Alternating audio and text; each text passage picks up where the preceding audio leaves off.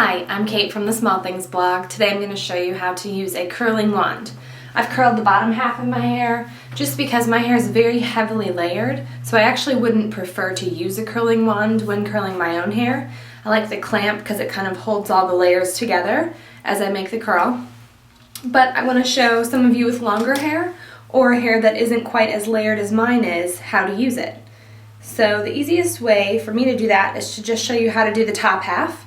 And then go ahead and try to do the rest of your hair or start from the bottom if you're going to use this technique. But I just wanted to show you the concept by doing the top.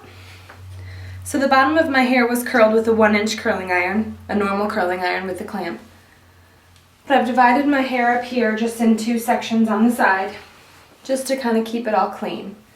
And we're going to take a small section around the front and then clip that out of the way as well. I'm going to use a Remington curling wand today. It gets up to 400 degrees, which is really warm, hot. How about that? It's very hot. My 1-inch curling iron that I used is a Hot Tools curling iron, and that gets up to 430. So depending on your texture, that will determine kind of how much heat to use on your hair. So sort of start on a lower temperature and then go higher if you need to. And then the last thing I'm going to be wearing, just because I'm a little bit clumsy still with this wand, is one of these awesome gloves that comes with most tapered curling wand.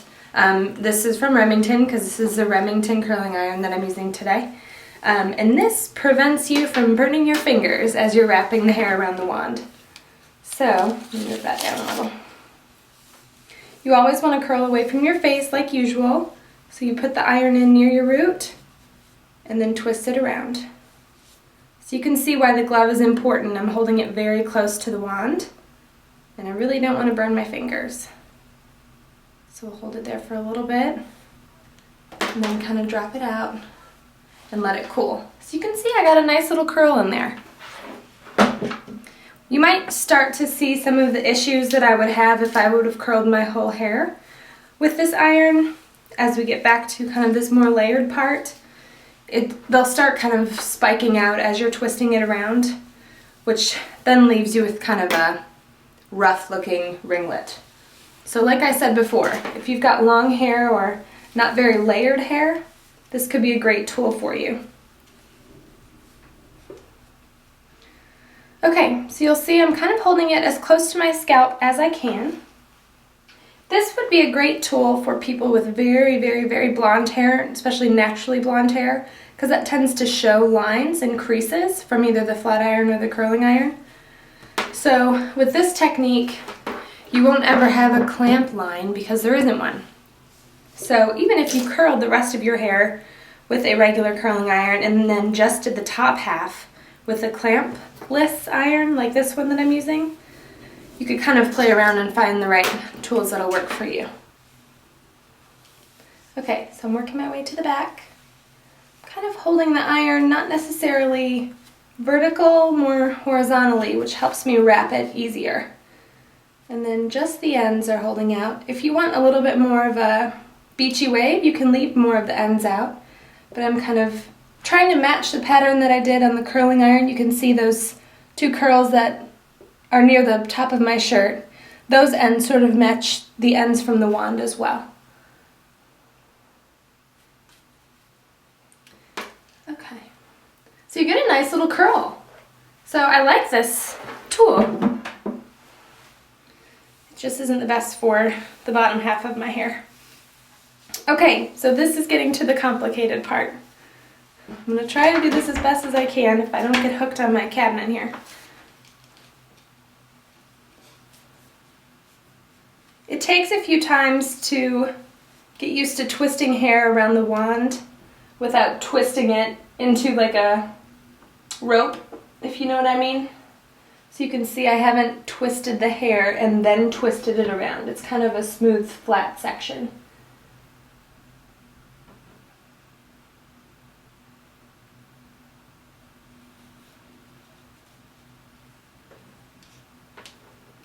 Okay, so we'll drop that out, and then we will work on this other side. When you're learning to do this, the smaller the sections you take, the better. And keeping all of the other hair out of the way will ensure a very clean curl.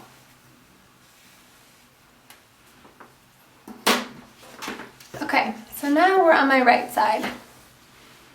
So we want to curl away, but I need to figure out kind of how to, I'm going to hold the iron like this.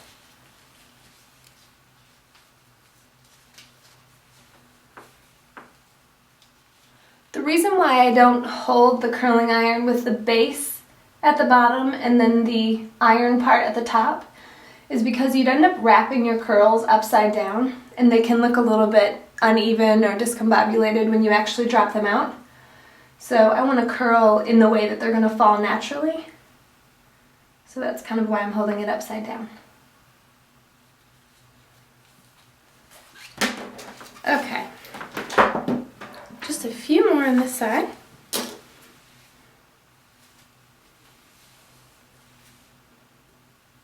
So I'm not taking perfect sections, just kind of whatever I think would be a good amount of hair for the wand. This is probably about a 1-inch section in width and maybe 2.5, 3 inches in length. Keep all that hair forward. As always, comb out your section before you curl it. So here's a great example of, I've got all these different layers in here. So some of these might spike out a little bit, but I'll try to control them.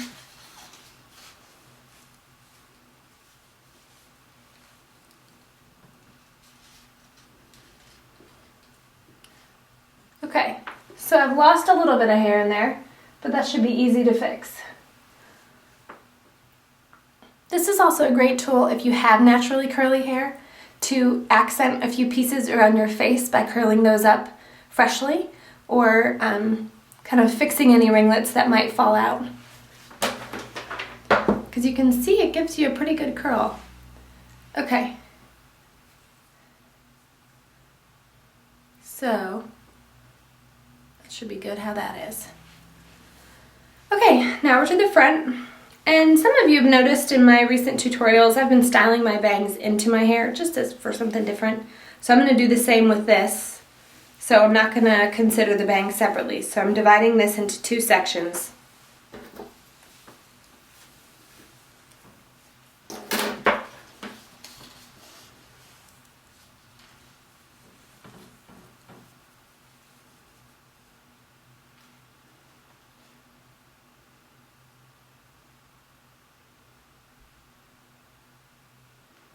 It's getting about time to get my highlights touched up too.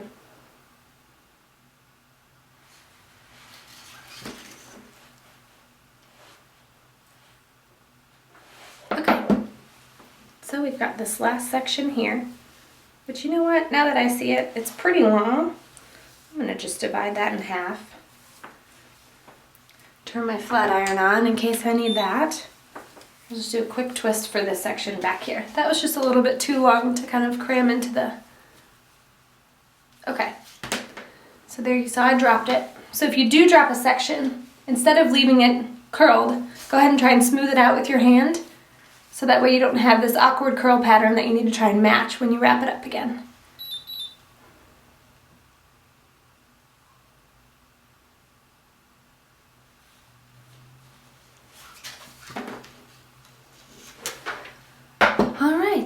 So now we'll just twist these long sort of bangs. I'm not quite sure what I'm going to do with those yet.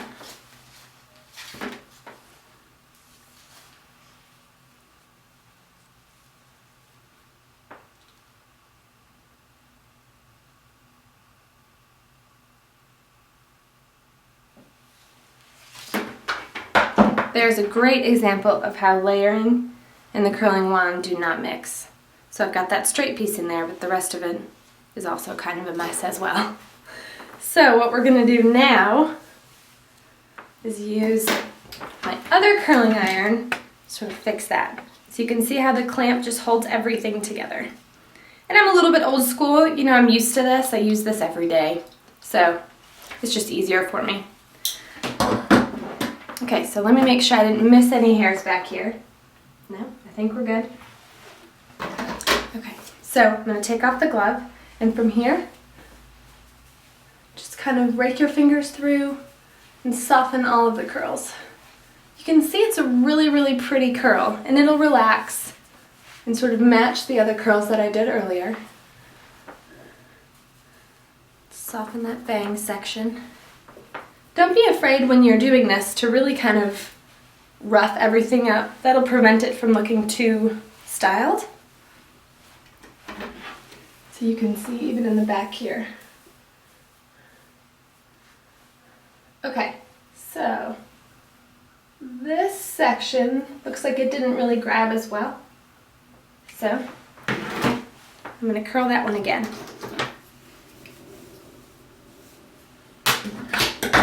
And for quickness, I'm going to use my clamped iron. This is the same size of my curling wand, but it'll hold everything together and provide a little bit of a quicker curl.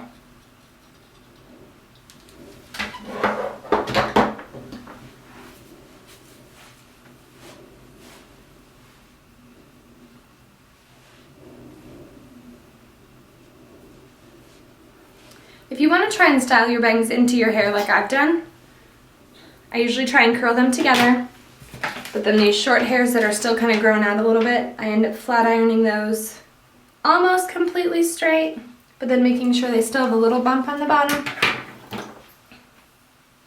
and then comb them right in that section, and they'll sort of fit in a little bit better. Okay, perfect. That just needed a little bit more curl to it. So from here I would tease a little bit. You can refer to my how to tease curled hair tutorial and finish with a little bit of hairspray and kind of let it soften and relax. But you've got this beautiful kind of curly hair to either wear down or use as a foundation for a lot of other hairstyle tutorials. So if you have any questions about it, please refer to the blog post, or you can find other tutorials that you can try as well on my hair tutorials page. Thanks for watching.